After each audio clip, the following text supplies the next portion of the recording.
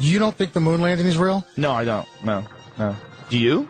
Yeah. Why do you think the moon landing is real? Why don't you tell me why? I saw it on television. Oh, you're a genius. Oh, beep that. Hit Okay, that. we'll bleep it. We'll bleep it. No, it's okay. We got That's it. genius. You saw it on TV? That's awesome. I'm going to show you some CGI. I'm going to show you King Kong. I saw that on TV, too. There's an 80-foot gorilla. He's running around kidnapping white chicks. You should check it out.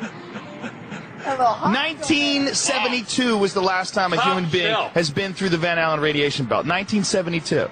That's the last time. There's been only 7 trips ever that human beings have ever gone past 400 miles. Every single space station mission, every space shuttle, every satellite, all of those are inside the protective Van Allen radiation belts, which start at 1,000 miles. They go from 1,000 miles to, depending on who you ask, if you ask NASA, 24,000 miles. If you ask James Van Allen, the guy who discovered it, it's 67,000 miles of intense radiation that's in a gigantic donut band that covers around the Earth. Now, even if you got outside of that band, you have to deal with solar cycles. There's the apex of a 20-year solar cycle was between 1969 and 1972. All the time when these guys are making those missions. Any one of those guys out there in those tiny little aluminum shielded crafts would have been killed instantly during any solar flare. Why fake it? Thank you, Colin. Why not fake it?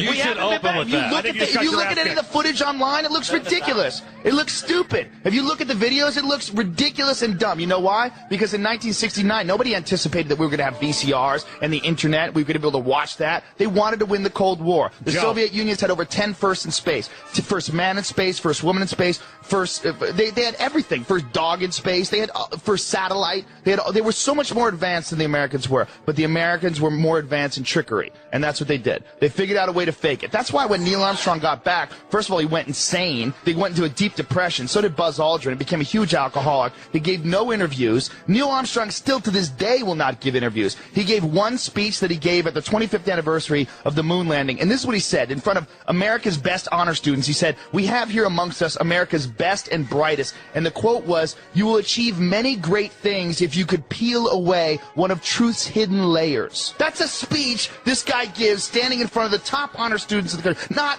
"I went to the moon." He doesn't say that. He gives this cryptic speech. Now, Bill Clinton, in page 100, I think it's 156 of his book, My Life, he gives this story about how when he was a kid, he was working with this carpenter. And this carpenter said, "You know, I don't believe man landed on the moon." It was 3 months after the moon landing. And he said, "I thought that guy was ridiculous." He said, "You know what? I don't believe anything those TV fellows show you." He said, "After 8 years in the White House, I thought maybe that guy was ahead of his time."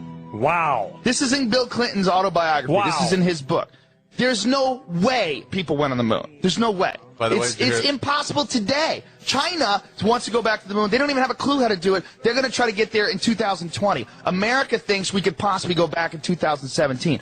All of the hard data, the telemetry data, 14,000 reels is missing. No one can find it. What the telemetry data is, that's the binary data, the ones and the zeros that show the distance between the command module and the Earth during every step of the way, on the way to the moon and back, which you can't fake. They don't have that. They can't find it, which you would think would be in a locked golden vault in the Smithsonian. But no, they can't find it. Well, they say, well, you know, they placed laser reflectors on the moon. You could shoot a laser beam. That's proof. Well, it's not proof, because the Russians did it twice with unmanned probes. The Russians also collected space samples and samples of the moon. Very amazing, and I've had these guys on. And which guys? You know, the different guys on the internet that are behind. There's a lot of guys, and I've debated that one guy, that Phil Plait from Battleship. I clown that guy. The guy that gets in every astronaut's face. Well, that guy's a crazy Christian, and he's nuts. Which is, you know what, you have to be a little crazy to look that deep into this theory, because it seems so solid. We went to the moon. It seems so solid until you look into it. But here's the only thing. We can't keep anything quiet in this country. It doesn't matter. No one's keeping it quiet. Everybody you can go at NASA, look at it. The astronauts, I mean, those guys are afraid of their lives. Gus Grisham, the pilot who was the guy who died on the launch pad along with 2 of his friends, he was a public critic of NASA. He put a lemon, he hung it on the simulator, put a lemon and put it on a hanger and hung it. He was dead in that same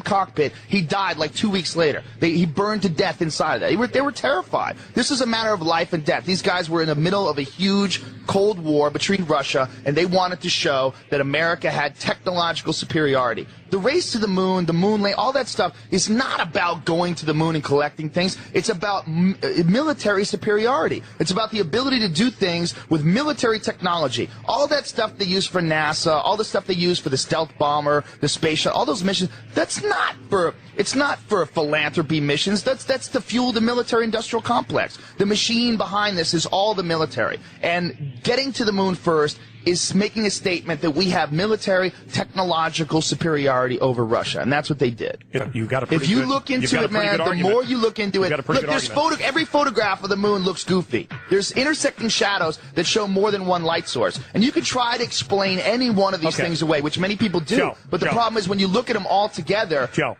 Joe, we're not on for 10 hours. Man cow.